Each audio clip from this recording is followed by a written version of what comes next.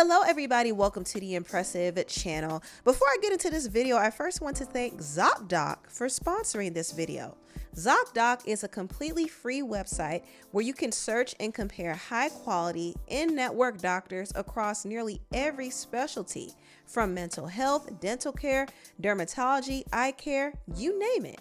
We're talking about in-network appointments with more than 100,000 healthcare providers that you could filter for doctors who could take your insurance, who are located nearby, who are a good fit for any medical need you may have, and who are highly rated by verified patients.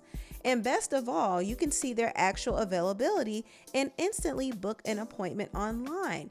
No awkward phone calls, no please hold, just a few clicks and you're set.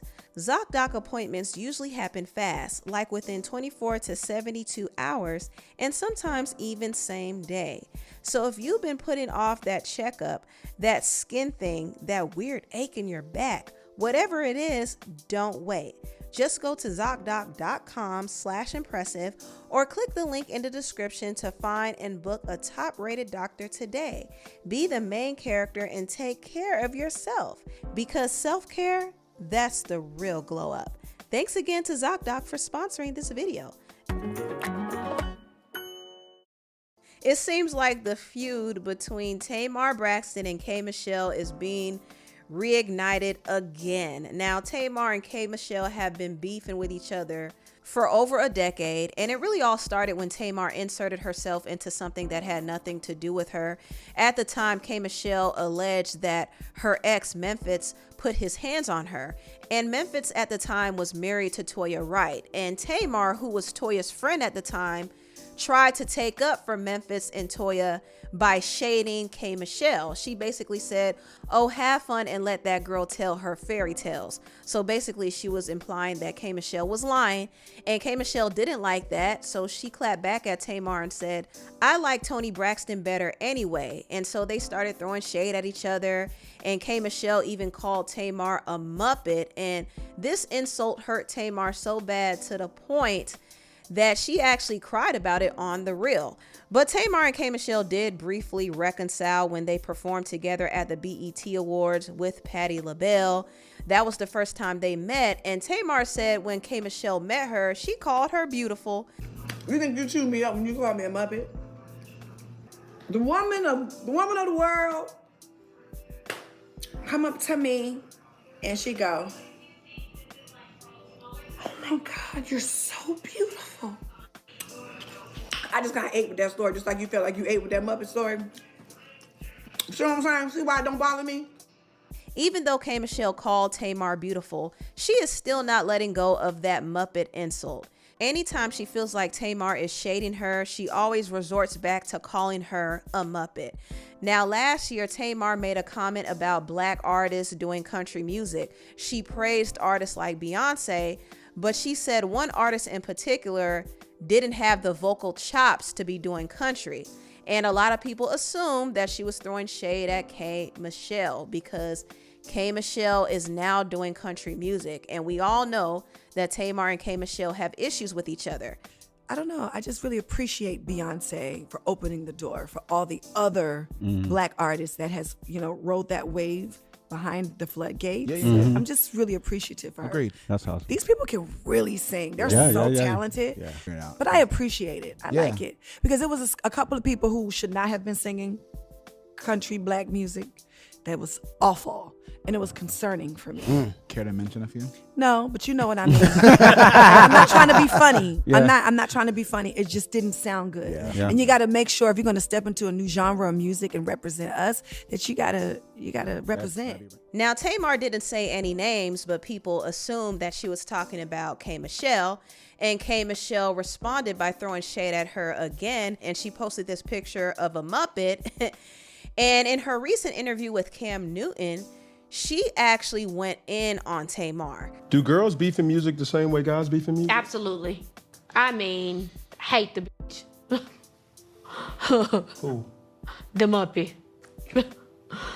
Like, I got into this game and I came in on a show called Love and Hip Hop. I talked about my abuse and I didn't say anybody's name. There was this Muppet in the corner, yapping. And even till this day, when Beyonce sent me flowers and everything, she subliminally, but not subliminal, talked about me and everything. When I go through bookings and everything, it's always her name. Don't book her for shows. So you're attempting to even stop money for how I take care of my child and everything. All because of what? All because you ain't got no edges. All because of your sister really the star. This is what this is about. All because of the man that you love tried to talk to me before you, in the middle of you, and after you. All because I'm from the country, but you are the bumpkin. It is always something with this loudmouth coyote. You're not gonna let anybody consistently keep playing with you, even when you've offered your hand in peace and you've offered your hand in love and you're minding your business and you're not even coming for them, and they consistently try you at every corner, at every turn. You're not going to let that happen. I do kind of understand where K. Michelle is coming from, even though she can be mean-spirited herself. But I will say that Tamar does poke, and even though she's very subtle with it, K. Michelle's going to pick up on it every time. And even though Tamar is my problematic fave, I will admit she does instigate things, and unfortunately she brings a lot of the backlash onto herself. And I think right now what Tamar needs to do is just leave K. Michelle alone and don't even respond to this interview. Just leave it alone. Whatever hangups you have about her, just let it go. It's honestly pointless for them both to continue rehashing this drama. It's been 12 years. Let it go.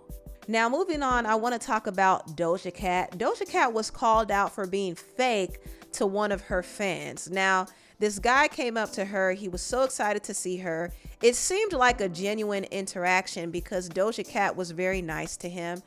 This is the girl here. I love you, Happy Pride Month. Pablo. Nice to meet you. Wait, what's your real name? Or is it Doja? Your real name? Ami. Ami, so nice to meet you, girl. Nice You're to meet beautiful. you. I hope you have the best night. You're literally everything in one. Thank you. Wow, yeah. My girl, Ami. Love you, dog. Don't say thank you. You smell great. So Doja Cat seemed to enjoy the interaction. However, she came back out on Twitter and she slammed her fans, saying, "Bottom line is I'll smile at you, but it doesn't mean I F with you. And don't touch me and manhandle me when you don't even effing know me. If you know, you know." I honestly think I need to stand up for myself in the moment sometimes. And he didn't even know my effing name to be touching me and kissing me on my face like that. It's crazy. I threw that musty shirt away, by the way. Now, a lot of people thought this was very weird behavior from Doja Cat. I do understand her being uncomfortable. I mean, it's never really comfortable to have your personal space invaded like that. However, she made it seem like she was okay with it. Now, if she didn't want her fan around her or touching her, she should have put some boundaries up or had her security step in, you know? But instead, she interacted with him and he thought it was okay. Come to find out, Doja Cat didn't like it at all and she slammed him and she made it seem like he violated her in some way. That was kind of crazy. And I think, to be on the safe side, men do have to be a bit careful of their interactions with women. Even if they mean well or even if the interaction is innocent, it could still be taken wrong. So just to be on the safe side, it's best that they don't touch unless she verbally consents to it. And just in general, I think everybody, regardless of gender, should respect people's personal space. That's what I think. But at the same time, I have to say Doja was being very, very fake with this fan. She absolutely was. And she's not wrong for feeling uncomfortable, but she is wrong with how she handled the situation after the fact.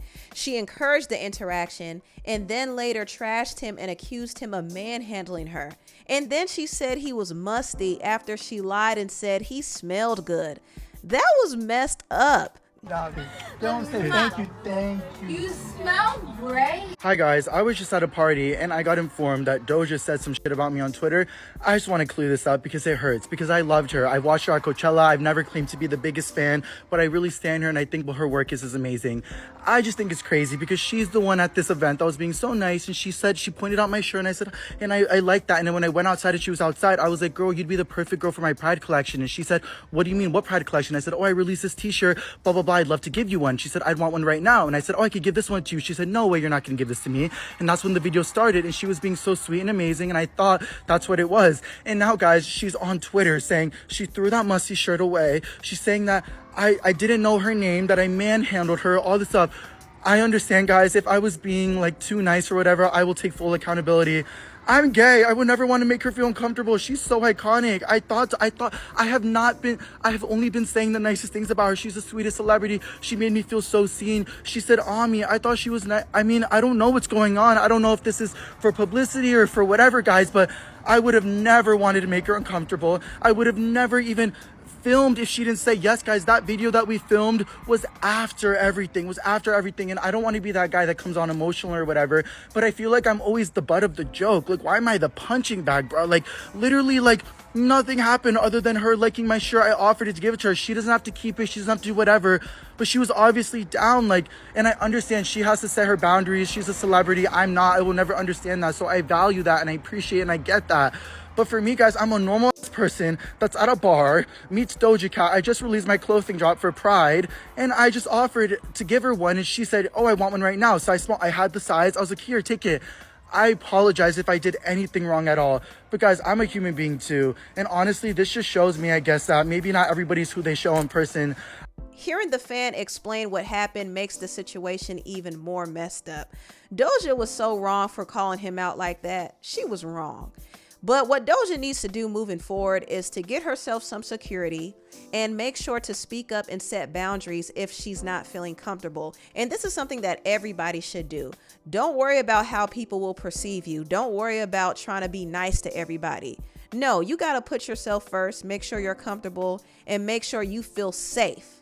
Anyway, tell me what y'all think about this video down below. Please like, comment, and subscribe, and share this video if you care. Thank you so much for watching, and I'll see you next time. Bye.